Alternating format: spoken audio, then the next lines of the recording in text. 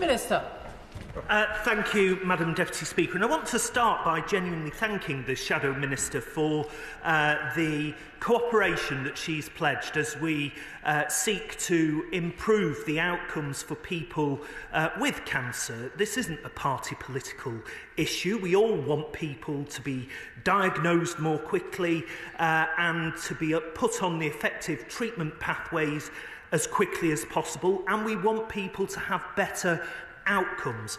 I would, though, just remind her that whilst progress was made over the last decade, and something that I referred to in the statement, Lord Darcy set out very clearly that that rate of progress was much slower than comparator countries, and we could and should have been on a much better trajectory with these things. And that is why, Madam Deputy Speaker, we are committed to a new national cancer plan, something that the sector has been calling for some time, and we are going to consult on that plan. I mean, I hope the Shadow Minister isn't suggesting that we should just pull a plan out of thin air without any consultation with the sector, with patients, with anybody with any interest in cancer.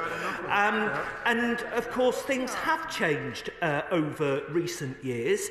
New technology has advanced, scientific progress is advancing. There are still some areas where stubbornly there isn't enough research, and we need to build up the case for research and get the funding into researching things. And I especially think of brain tumours, and in particular where, quite frankly, things have not progressed at all. We need to make sure that in the 10-year cancer plan we really drive forward in some of these areas using the latest technology and the latest scientific advances as well. And on targets, I will just say to the Shadow Minister, we've actually strengthened targets rather than setting new ones for cancer. Currently, the NHS is on track to deliver against its cancer targets for this year. So, yes, we should be ambitious where we can, and that's exactly what this Labour government is going to do. Thank you, Madam Deputy Speaker. Like many people in this House, I've seen up close and personal the devastating impact that a cancer diagnosis can have on people and on families. And I've also seen the difference between an early diagnosis and a later diagnosis, which is why I very much welcome the use of AI in early diagnosis. One of the positive byproducts of having a long-standing National Health Service is that we have in the UK a very large historic database of tissue samples. Would the Minister give consideration for using AI to do a retrospective analysis of those historic tissue samples to try and spot patterns which could inform future speedy diagnosis across a whole range of cancers? Minister.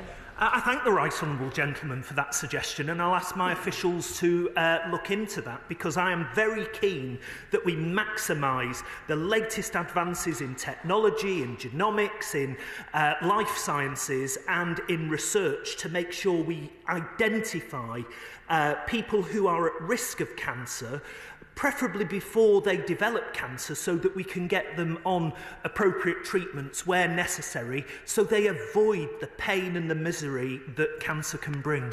Sharon Hodgson. Thank you, Madam Deputy Speaker.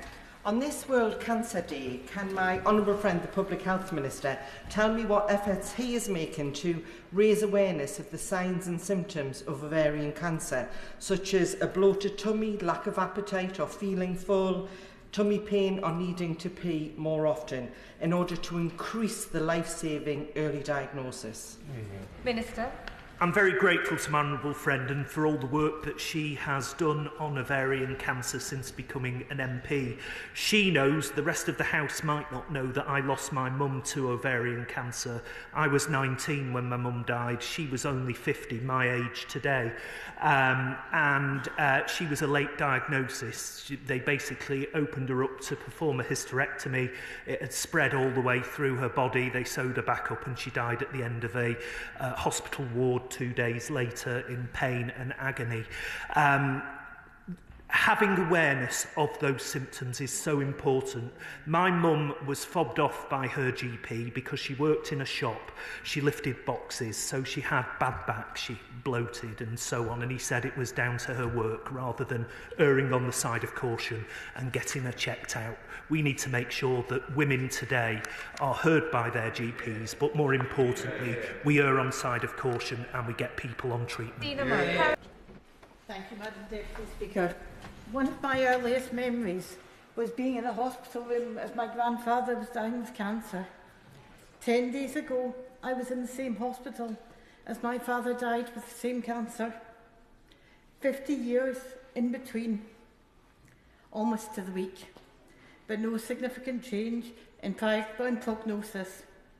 Can the Minister assure me that what are being termed as the less survivable cancers, which aren't necessarily rare cancers, are included as part of this work? Minister. My heart goes out to my honourable friend losing both my parents to cancer, and it doesn't matter when it happens in your life. It is just heartbreaking, and as children of those parents, you never get over it, Madam Deputy Speaker. Of course, we will have a concerted effort on less survivable cancers. In part, they are less survivable because the research hasn't been done or hasn't been done to the extent that we can develop better treatments for them. And that's where we've really got to shift the dial in the next decade. We've really got to make sure that people who have a cancer diagnosis have the best opportunities to live a long and fulfilling life after cancer. Dr. Princely. Thank you, Madam Deputy Speaker. Would the Minister agree with me that the move from analogue to digital will be an absolute key to cancer research, especially in the field of rare cancers such as the brain tumours that we've been hearing about? I absolutely do. My honourable friend is quite right. That shift from analogue to digital, the use of the latest advances in technology, Madam Deputy Speaker, of science, of research, is going to push the boundaries of what is possible when it comes to diagnosing and treating some of these rarer cancers that we have made virtually zero progress on in recent years. I think that with the right direction, the right commitment, the right drive, we can really start to make inroads into this area. Tim Barron. Thank you, Madam Deputy Speaker. I welcome this plan, and I note that it was a recommendation of the Health and Social Care Select Committee in the last Parliament, and as a member of that committee, I hope that that sets a precedent that we'll see more of. 2 weeks ago, I lost my brother, Alex English, to high-grade acinic carcinoma. While I pay tribute to all of those who gave him care, can the Minister confirm to me that we will look at rare cancers and make sure that we actually research some of these cancers and find treatments? Minister. Madam Deputy Speaker, firstly, can I send my condolences to my honourable friend and his family on the loss of his brother Alex.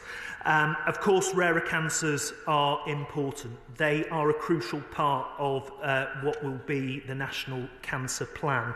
And it's in these areas that I think we really have to focus our efforts in both diagnosis, treatment, but more importantly, getting that research done so that we can look at ways that we can tackle some really rare but deadly cancers that do affect many families, including my honourable friends. And again, through him, I would like to pass my condolences on to Nikki for the loss of Ethan. Look, brain tumours, as I've said already, we have not made anything like the progress that we would want to make in terms of the treatment and the survival rates when it comes to these cancers.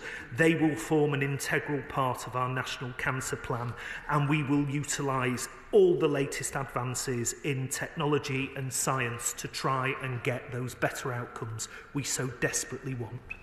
Greg, absolutely.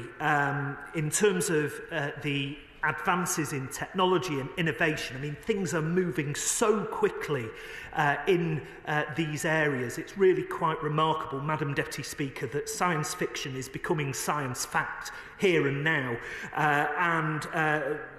When it comes to minimal invasive therapies, this is something that we are obviously interested in. It will form part of the plan, and that's why we are consulting. That is the purpose of having this exercise, so that we can look at what technologies are here today, what are the emerging technologies, and how will that really shift the dial on some of these cancers. Adam Jogi. I thank I always call him my honourable friend because I see more of the honourable member than I do of my wife. Usually because we're in the same debates. Let me just put that in the record as well.